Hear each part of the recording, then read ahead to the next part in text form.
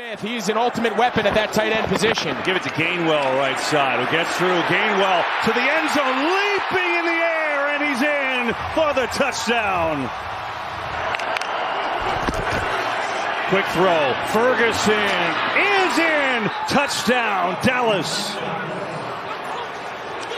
3rd and goal. Prescott looks, pumps, throws. It is caught for the touchdown by Turpin. He comes back in and he scores. And the Cowboys grab the lead. They throw it again. 4-man pressure. Hurts going deep for the end zone. Devontae Smith has got it. Touchdown, Philadelphia.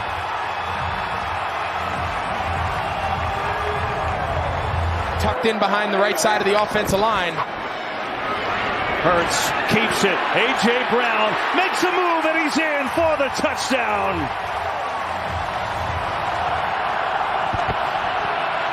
Pressure, end zone, it is caught for the touchdown. Schoonmaker, the rookie.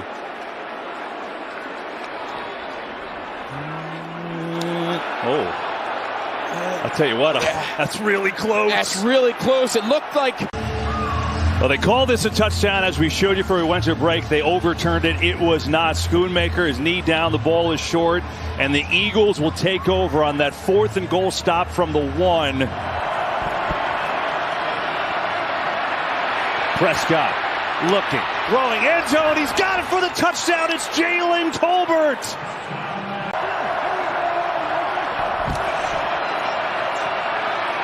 Prescott scrambling again. Trying to run. Is he going to get there? He is for the 2, and it's a 3-point game. Hold on. Let's see. Does he stay in bounds? Oh, my goodness. No, he does not. All or nothing. Prescott dancing around. Just going to throw in the end zone. His catch is made by Lamb, but he's short.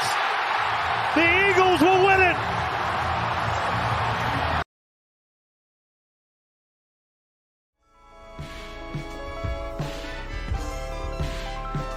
Talk my shit again.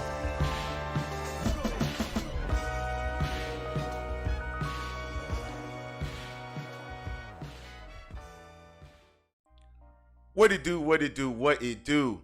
This is the Talk My Shit Again podcast. I'm your homo hostile host, Cassius Cliff. Y'all see what's on the menu today. Y'all seen that last game? You know, breaking down the highlights. Nip and tuck. That was a close one. It was actually a banger. Great game. Obviously, as Eagles fans, it was nerve-wracking at certain points. But in the end, Eagles won 28-23. I think at that point, the most watched Sunday Night Football game of the season. And I feel like today will be no different. We're about to set another record. It's going to be a banger. I know it's going to be a great show. Now, that being said, we're going to be in Dallas. These boys are on, a 3-game winning streak. And really and truly, not only I'm not impressed. Fuck Dallas. Like, who cares about who they've beaten if it isn't us? Because that's all that matters in the end. I've told Cowboys fans on numerous occasions when talking about our teams versus theirs, especially given, let's say, Dak's career and his window. Throughout his career, not only have we gone to Super Bowls, we've won one. We won more playoff games. I mean, it's not comparable to me anyway. Obviously, Dak has a pretty good record against the division and against our team. But that shit is cute if you're not winning the big games and winning in the playoffs. Now, before we get any further, Shaq Leonard has been an addition to the team early this week. My apologies not dropping the video on that. Should have, but a lot of things going on. But anyway, I think it's a huge addition purely because the linebacker room right now is abysmal. It is trash. It is subpar. It's all the things that are not good and synonymous with bad. That's what it's been. Now, what is Shaq Leonard going to offer us at this point in the season and in his career?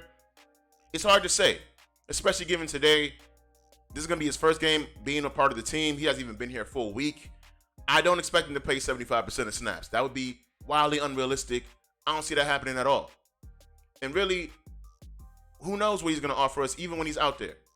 I know he's better than the other linebackers that we have, but it's hard to say given that when he was out there for Indianapolis, he wasn't playing his best. He wasn't having an all-pro season, which is why they cut him. So, again, not sure what Shaq's going to offer us at this point in the season or today, but I do anticipate him to be out there. I do hope and anticipate it's going to be better than what we've seen from these other guys. And really, that'll be more than enough, because not only were we able to beat this team last 4 weeks ago, but yes, it's not going to be the same game, even though it's virtually the same teams. Things have changed. They've been on a winning streak. We just lost. We understand that. But given the injury report, and as you can see, not even Julio has a designation in terms of being out for the game. But most notably, and for me, the most notable people being back in the fold, Zach Cunningham, who clearly is, before Shaq, was our best linebacker, and Dallas Goedert. Goedert being back is huge on several levels. Not only because his name is Dallas, we're playing in Dallas, and Dallas wanted to draft him. They wanted to draft him when we did. But he's one of our best pass catchers, vital to the run game in terms of blocking. And all in all, he's just one of our best players. And we, at this point in time in the season, going against this kind of opponent, with this at stake in terms of number one seed in the division, in the conference, we need all the weapons, all the people we can have, and all hands on deck as much as possible. And having Dallas Goedert back out there, including everybody else that was on the injury report that's going to be suited up, I mean, beyond huge. Now, for defense, most notably, given that the defense has allowed, on average, 130 yards in the last 3 games, it's pretty bad. We're almost at 100 yards per game now. And we were like 66 for the longest, 70 yards per game for the longest. Now we're at 90. So obviously the run defense needs to pick it up. But the pass defense, obviously the back end, need to pick that up most notably. But the D-line, we need to continue to build up that pressure. And if we know anything about this Cowboys offensive line, number 78, Terrence Steele, is food. I mean, we had 5 sacks against them last time, and really, he was the main guy letting up the pressures and the sacks. I mean, BG had a sack on him. Josh Sweat had a sack on him. This exactly should be the blueprint for the defense. Applying pressure, playing great coverage, covering the middle, because Jake Ferguson went off on us as well as CD. And we know CD being a slot merchant, Jake Ferguson being the tight end, the middle is going to be the most, the place where they operate the most. So we got to cover the middle, and we got to put pressure on Dak, because he's going to hold on. He's going to hold on to the ball. If not, he's going to turn the ball over. And those, to me, are the key to the defense having a good day, if not a great day, and keeping the offense in favorable positions. Now, what could be a problem for us? I mean, poor tackling, I feel like has not been a major issue for us this season, but last week was a glaring problem. And Debo, being the running back that he is, playing receiver, he was going to let us know that y'all can't tackle. And that's exactly what he did. The only guy, to me, that was trying to tackle on this particular play got tackled himself, and Ed Reed-Blankenship. I mean, he's the guy playing the best in the back end, and to me, that is not a good look. I mean, we got former All-Pros all along that back end in terms of Kevin Byard, Darius Slay, and Bradbury. To my all former All-Pros, but they don't look like it. And not even Ed Reed-Blankenship looks like an All-Pro. He looks like a Pro Bowler, which is what he may be and looks like to be this season, which is great for him. Huge kudos, tipping off my cap to you. But again, if he's playing the best out of those guys back there, that's not a good look. I'm gonna need Slay to step up today. Damn near shadow CD if need be. Bradbury to step up today. Kevin Byard also step up today. We're gonna need those, because the way Dak is playing, the way this offense is humming in terms of their passing game, because their run game is virtually non-existent. I mean, CD's getting carries every week. So if you tell me the run game is, clicking on all cylinders in Dallas, I know you're lying to me. It's the passing game. And Dak is, as a quarterback, at the focal point of that, he's playing pretty well. Even though I have my own opinions about him, he's playing well right now. And what I need my team to do, what I need us to do, is to not allow that to happen today. Not in Dallas, not with everything on the line like it is. Now, given that that's my synopsis of what the defense should be able to do and should do today, we got to take advantage when it comes to their defense. Before we do that, as you can see right here, Goedert being a vital component to the offense, and really, there's a huge drop-off in my eyes when he's not on the field. Goedert's going to be a focal point, as well as Smitty, AJ. Got to get Swift involved as well. So that's going to be huge for our offense. Now, this guy, DaRon Bland, though he's been having, by a lot of people's standards, All-Pro season, definitely Pro Bowl. This is what he looks like when you actually target him enough. He looks like food. I mean, these numbers aren't lying. Courtesy of James Nagel. Last one by Brendan Deeg. I mean, these guys do great work.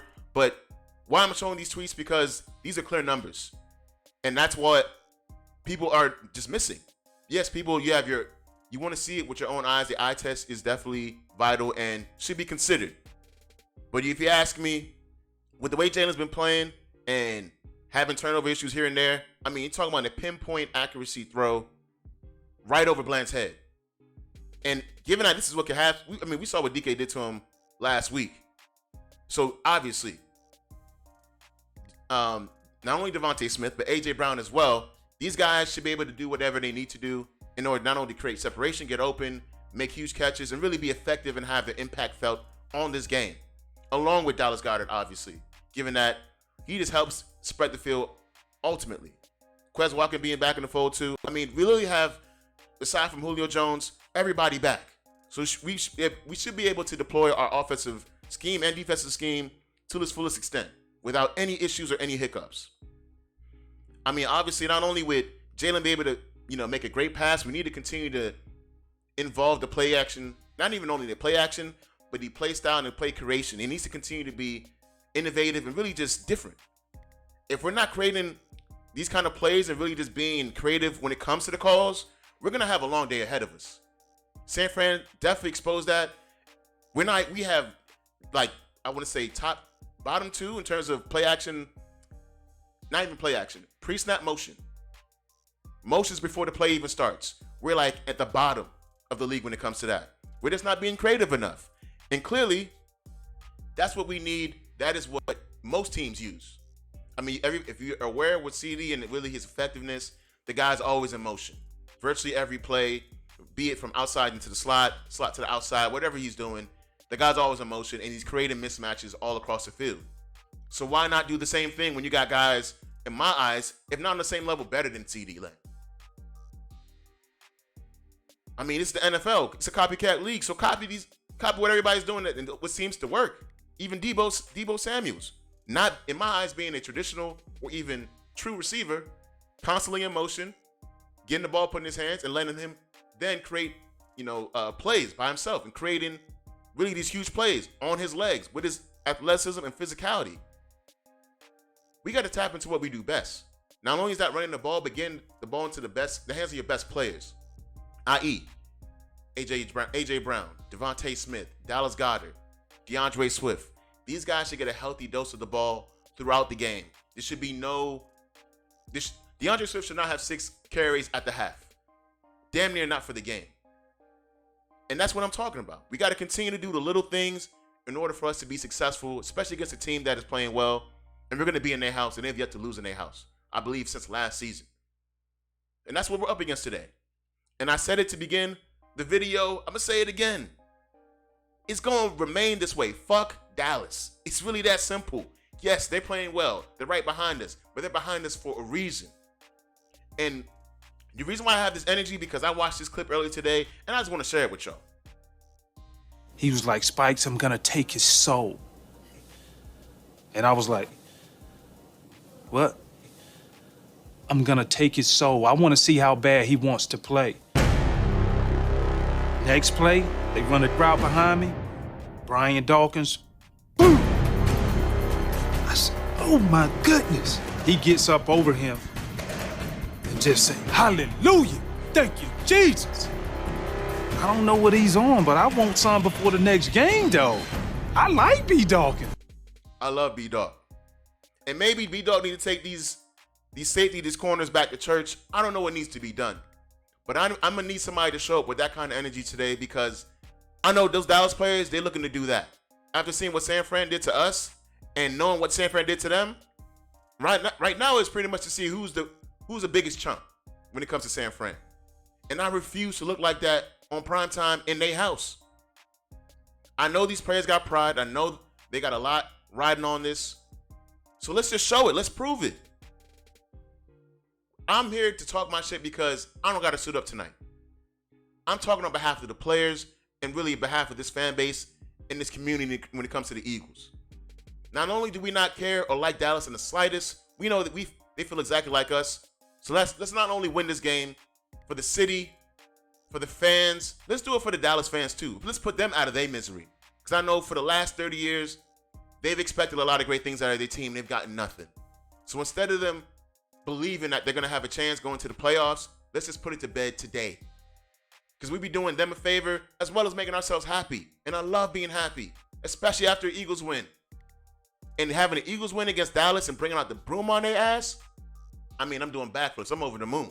I promise you. And Dallas fans specifically, y'all will not hear the end of it. If we bring out that broom on y'all tonight, I promise you that. I solemnly swear. I will do that for y'all. And that being said, I appreciate y'all. Continue to like, share, subscribe. Continue to tap in. It goes a long way. I've seen a lot of people comment as of late. Continue to do that because I appreciate it. Feedback, good or bad, it doesn't matter to me. Any feedback is good feedback. And any comment is a good comment. So I'm definitely going to take that. And that being said, this is Talk My Shit Again podcast. I'm your humble hostile host, Cassius Cliff. To the next one.